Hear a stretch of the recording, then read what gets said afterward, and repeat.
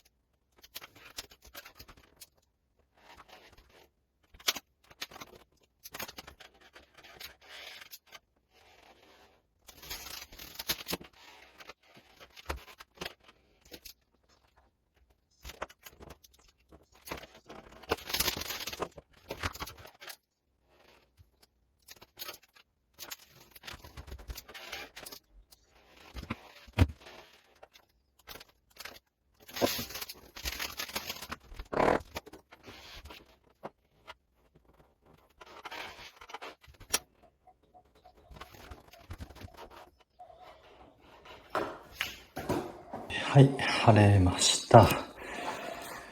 こういうね、重なるとこね、下まで切ってしまうと、収集つかなくなるんで、無言でやってたんですけど、この扉でちょっと気ぃつけるって言ったらここかな。ここが3次局面になってるか。こことここが重なるもんな。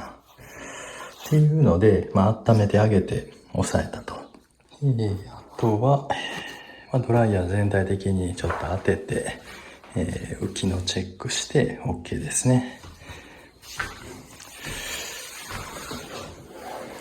まだマシですね、この形状は。もっと細かいのね、あるんで、これぐらいやったら、感じに収まります。細かすぎたらね、やっぱり限界もあるんで。はい。できました。また見てね。